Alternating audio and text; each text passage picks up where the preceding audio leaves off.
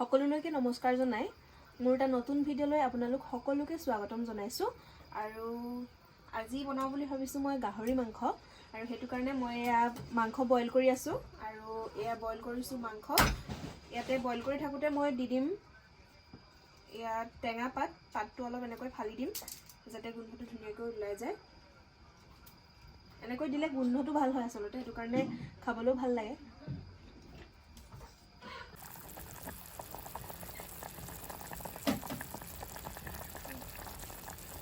এয়া মই লৈ লৈছো আগতে বইল কৰি ৰাখি থোৱা গাহৰি মাংস এয়া হল বাহৰ গাজ খৰিচা এয়া হল পিয়াজ কাটি লৈছো আৰু এয়া হল নহৰু এয়া হল আদা আৰু এয়া অকনমান জলকীয়া লৈছো অকনমান পিছি লৈছো আৰু এটো হল বাহৰ চুঙা আসলতে এই যিখিনি মাংস লৈছো মই এয়া আজি চুঙাত দিম আৰু এয়া লৈছো নিমখ হালধি অকনমান মিট মছলা ৰেড চিলি পাউডাৰ ধনিয়া পাউডাৰ আৰু জিৰা পাউডাৰ লগতে লৈছো মান ধনিয়াৰ পাত যেহেতু মান ধনিয়াৰ পাতটো খাই বেছি ভাল পাওঁ হেতু কাৰণে মান ধনিয়াৰ পাতে লৈছো আৰু এইখিনি মিক্স কৰি ল'ব লাগিব আহকচোন ভিডিঅ'টো চাই থাকো কেনেকৈ মই কৰি গৈছো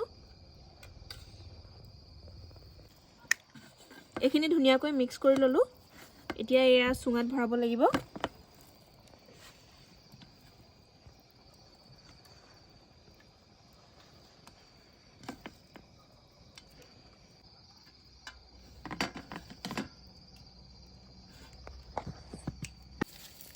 আৰু এতিয়া এই চুঙাটোত যাতে ওলাই আহিব নোৱাৰে তাৰ কাৰণে এনেকৈ এটা ঠিলা লগাই দিব লাগিব এয়া মই খেৰ লৈছো আৰু এনেকৈ লগাই দিছো যাতে মাংসখিনি বাহিৰলৈ ওলাই আহিব নোৱাৰে জুই লাগি আছে আৰু ইয়াতে এনেকৈ চুঙাটো দি দিছো ইয়াতে খেৰ দি দিব লাগিব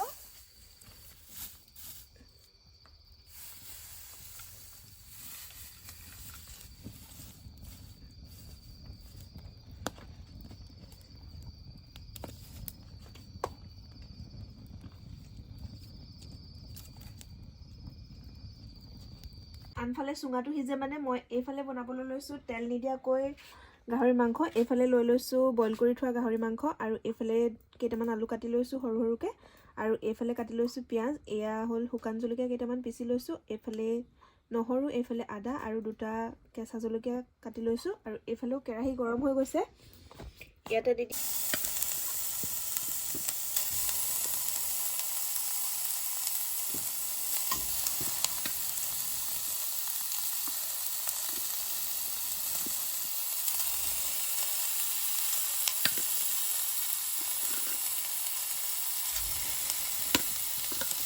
মাংসৰ পৰা নিজে ওলোৱা তেলটোতে আজি বনাম আৰু এনেকৈ তেলটো অকনমান ওলাবলৈ দিম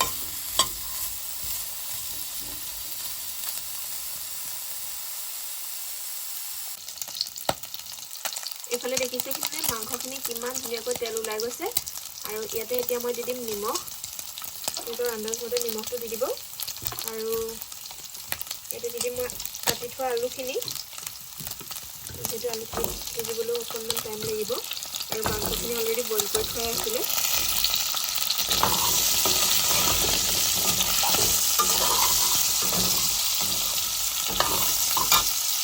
আৰু ইয়াতে দি দিম কাটি থোৱা পিঁয়াজখিনি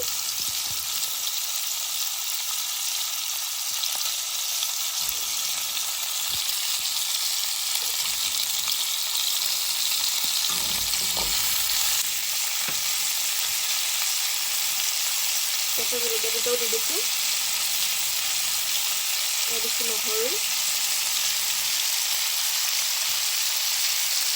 ইয়াত দিছোঁ আদা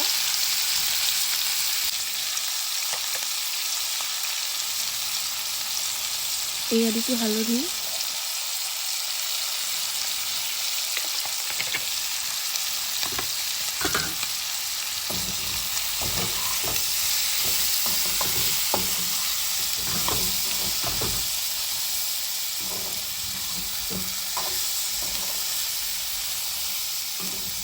ধুনীয়াকৈ লৰাই ঢাকনটো লগাই দিব লাগিব এয়া আমাৰ চুঙাত দিয়া গাহৰি মাংস সিজি গৈছে সিজিছে বুলি ভাবিছো এতিয়া খুলি চালেহে গম পাম কি হৈছে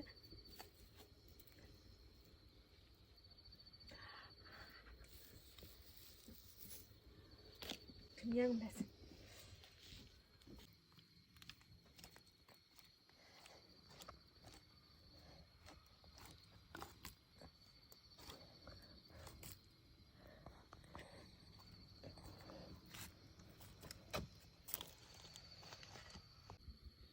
এয়া আমাৰ চুঙাত দিয়া গাহৰি মাংস ৰেডি। একেবাৰে খাব পৰা হৈছে, কিন্তু এতিয়া নাখাওঁ। গোন্ধটো পাই খামেই লাগিছে, কিন্তু এতিয়া খাব নোৱাৰোঁ, ভাতৰ লগত খাব লাগিব। সেইটো কাৰণে এয়া ধুনীয়াকৈ উলিয়াই লৈছোঁ আৰু ভাতৰ লগত খাম। আপোনালোকে চাই থাকিব।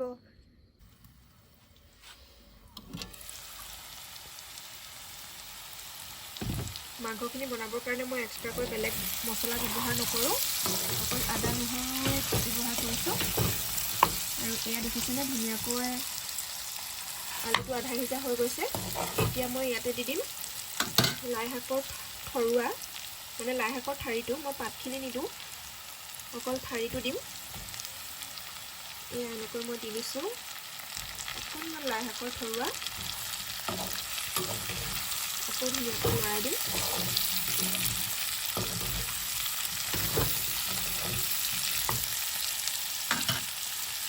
আৰু এইখিনি সিজালৈকে আকৌ ঢাকনটো লগাই দিব লাগিব।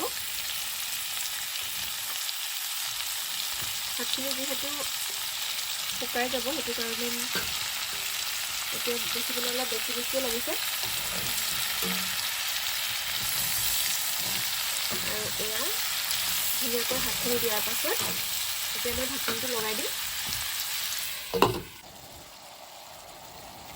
এয়া দেখিছেনে শাকখিনি ধুনীয়াকৈ সিজি গৈছে।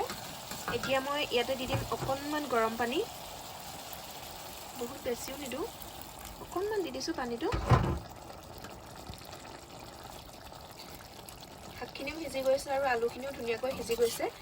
এতিয়া ইয়াতে দি দিম খুন্দি থোৱা শুকান জলকীয়া।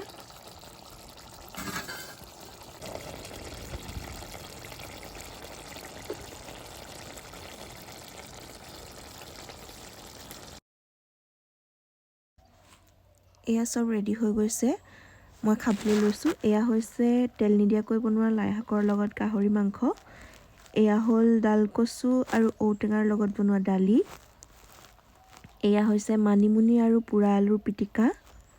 এয়া হৈছে বাঁহগাজৰ লগত গাহৰি মাংস চুঙাত দিয়া। আৰু লৈছোঁ কেইটামান ভাত, ওপৰত এটা কেঁচা জলকীয়া, যিহেতু জলকীয়াটো লাগিবই ন। আগৰ ভিডিঅ' কেইটাত সকলোৱে বহুত মৰম দিছে, ভাল লাগিছে, সকলোৱে চাইছে। আৰু আকৌ নতুনকৈ আহি থকা ভিডিঅ'সমূহ পাই থাকিবৰ কাৰণে আপোনালোকে ছাবস্ক্ৰাইব কৰি দিব চেনেলটো, আৰু কাষতে থকা বেল আইকনটো ক্লিক কৰি দিব। আৰু এয়া মই খাইছোঁ, মজা লাগিছে। গাহৰি মাংস লাই শাকৰ লগত। গাহৰি বুলি ক'লে লাই শাকে মেইন নহয় জানো? খাই বহুত ভাল লাগিছে। আৰু সেয়াই কিনো ক'ম, ভিডিঅ'টো ইমানতে শেষ কৰিছোঁ। এইটো এটা খাই চাওঁ, মজাই আহিছে। আৰু ভিডিঅ'টো ইমানতে শেষ কৰি দিছোঁ। আশা কৰোঁ সকলোৱে ভিডিঅ'বোৰ চাই যাব, আৰু ভিডিঅ'বোৰ কেনেকুৱা লাগিছে চাই কমেণ্ট কৰি জনাবলৈ নাপাহৰিব। আজিলৈ আহিছোঁ, বাই বাই।